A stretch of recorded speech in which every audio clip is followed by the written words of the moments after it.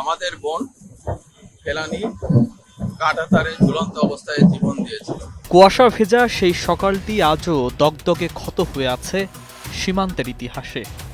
২০১১ সালের ৭ জানুয়ারি লালমনিরহাটের ফুলবাড়ির অনন্তপুর সীমান্তে বাবার হাত ধরে কাঁটাতারের বেড়া টপকাতে যাচ্ছিল কিশোরী ফেলানী। কোনো অস্ত্র ছিল না কোনো হুমকি, ছিল শুধু ঘরে ফেরার চেষ্টা।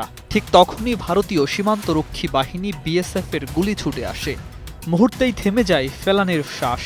তার নিথর দেহ ঝুলে থাকে কাঁটাতারের বেড়ায়। সেই ছবি ছড়িয়ে পড়ে দেশ বিদেশের গণমাধ্যমে, কেঁপে ওঠে বিশ্ব বিবেক। আর দিল্লি তখন নীরব, নিরাপত্তার ভাষায় ঢেকে ফেলতে ব্যস্ত এক নির্মম হত্যাকাণ্ড।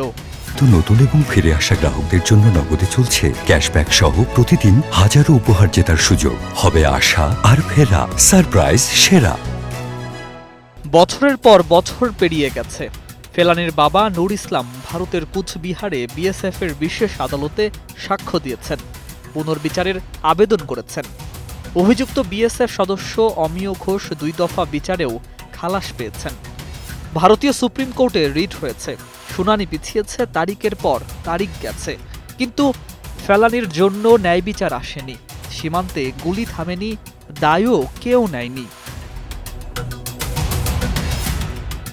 এই বাস্তবতার মাঝেই মহান বিজয় দিবসে ঢাকার গুলশানে এক প্রতীকী প্রতিবাদ দাঁড় করানো হলো।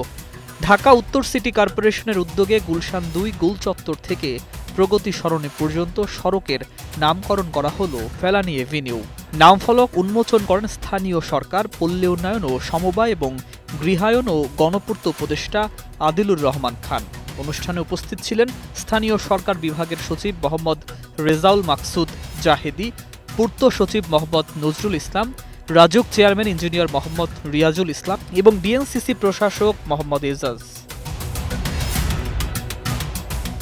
উদ্বোধনী বক্তব্যে আদিলুর রহমান খান বলেন, সীমান্তে বিএসএফের গুলিতে নিহত কিশোরী ফেলানীর স্মৃতি অম্লান রাখতেই এই নামকরণ। তার ভাষায় ফেলানী এভিনিউ সীমান্ত হত্যার ভয়াবহ বাস্তবতা প্রতিদিন দেশবাসী ও বিশ্ব বিবেককে মনে করিয়ে দেবে। স্থানীয় সরকার বিভাগের সচিব মোহাম্মদ রেজাউল মাকসুদ জাহেদি বলেন, ফেলানী হত্যাকাণ্ড কোনো বিচ্ছিন্ন ঘটনা নয়, এটি একটি সুস্পষ্ট মানবাধিকার লঙ্ঘন, যার দায় এড়িয়ে যাওয়ার কোনো সুযোগ নেই। ফেলানী এভিনিউ তাই কেবল একটি সড়কের নাম নয়, এটি মানবাধিকার লঙ্ঘনের বিরুদ্ধে দাঁড়ানো এক স্থায়ী প্রতিবাদ। দিল্লির আদালত যেখানে ফেলানীর জন্য ন্যায় বিচারের পথ বন্ধ রেখেছে, সেখানে ঢাকার একটি সড়ক সেই প্রশ্নকে জীবিত রাখল। ভারত যখন আন্তর্জাতিক মঞ্চে মানবাধিকারের কথা বলবে, তখন এই এভিনিউ নীরবে নিশ্চয়ই কটাক্ষ ছুড়ে দেবে। শিশুর রক্ত কি সীমান্তে পড়লেই নীতির বাইরে চলে যায়? ফেলানী নেই, কিন্তু তার নাম এখন পথের নাম হয়ে প্রতিদিন মনে করিয়ে দেয় রাষ্ট্রীয় বন্দুকের চেয়েও শক্তিশালী স্মৃতি, আর বিচারের অপেক্ষা কখনো মুছে যায় না। Desk report, ২১ television.